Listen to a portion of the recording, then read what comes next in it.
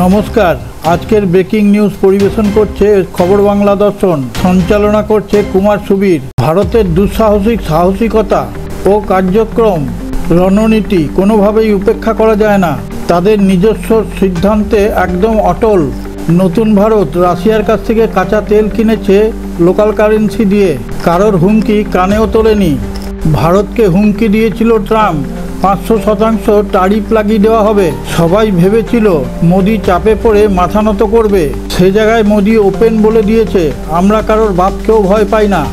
যদি কারোর কিছু করার থাকে তাহলে সে করে নেবে। প্রয়োজনে আমরা তাদের মার্কেটকে বয়কট করব। আমরা আমাদের বৃহৎ মার্কেটেই ব্যবসা করব। ট্রাম্প তখন নিজেই বিপদে পড়ে যায়। ট্রাম্প ভাবতেই পারেনি যে মোদি এইরকম পাল্টা আঘাত করবে।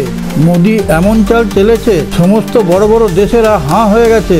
রাশিয়া ইউক্রেন যুদ্ধের পরিপ্রেক্ষিতে রাশিয়াকে ট্যারিফ লাগিয়ে একঘরে করে দেয়। ভেবেছিল রাশিয়া এসে আমেরিকার পায়ে পড়বে। রাশিয়ার পুতিন সেটা করেনি। আর এই সুযোগটাই ভারত নিজেদের কাজে লাগিয়েছে। রাশিয়া তখন সস্তায় তেল বিক্রি করছিল। হাজার হাজার ব্যারেল তেল তাদের নিজেদের ঘরে ঢুকিয়ে নিয়েছে এবং নিজেদের রুপি দিয়ে। আমেরিকার কথার কোনো তোয়াক্কাই করেনি।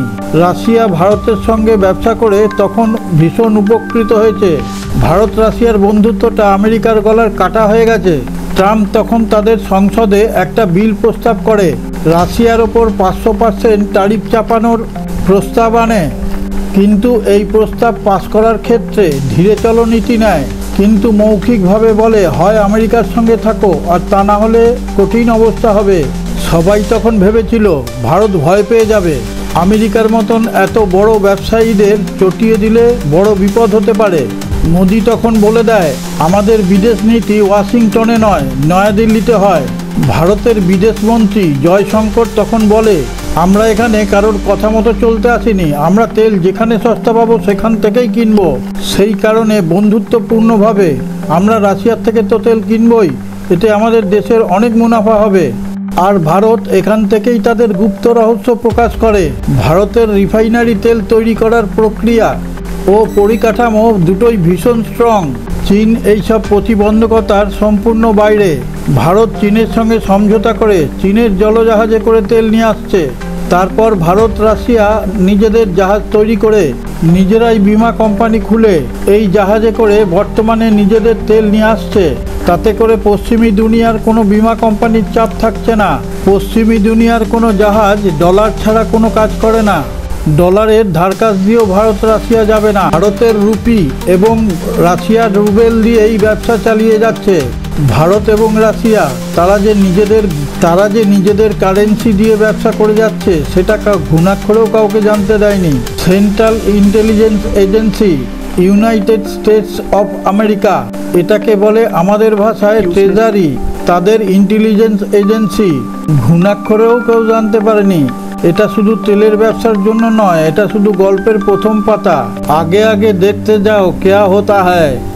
আজকের মূল সংবাদে যাওয়ার আগে আপনার কাছে একটি বিশেষ অনুরোধ।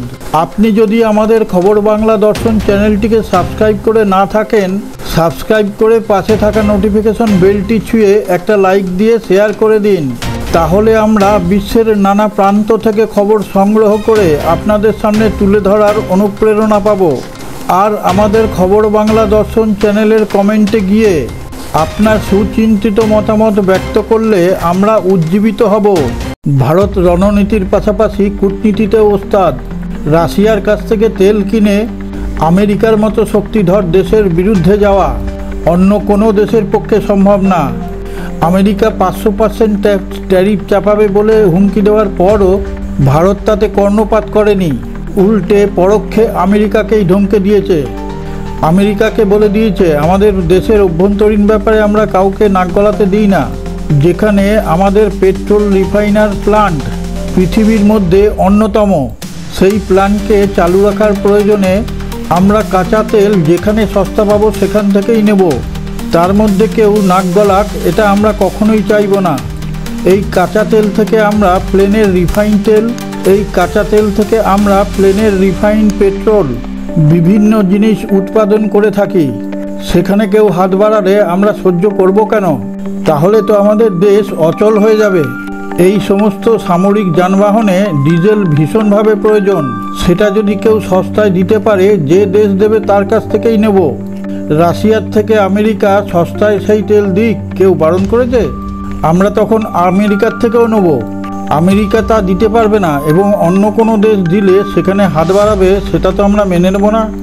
আমাদের দেশের পরিকাঠামো আমরা কিভাবে বজায় রাখবো সেটা সম্পূর্ণ আমাদের ব্যাপার। ভারতের এই নীতিকে গ্লোবাল পর্যায়ে নেতা রূপে গ্রহণ করেছে, কিন্তু আমেরিকা ও চীনের কাছে ভারত এখন মাথা ব্যথার কারণ হয়ে দাঁড়িয়েছে। এবার আমেরিকার কথায় আসি। আমেরিকা ভারতের ওপর 500% ট্যারিফ লাগানোর যে বিল সংসদে এনেছে, সেটা এখন শাঁকের করাত হয়ে দাঁড়িয়েছে। যেতেও কাটা খাবে, আসতেও কাটা খাবে।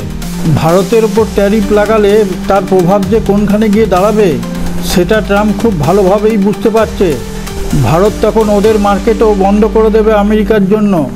ওয়ার্ল্ড ট্রেড অর্গানাইজেশন থেকে ট্যারিফস ভারতের ওপর চাপানো যাবে না, সেটা তারা বলে দিয়েছে। ভারতের মতো এত বড় মার্কেটকে কেউ ছাড়তে চায় না।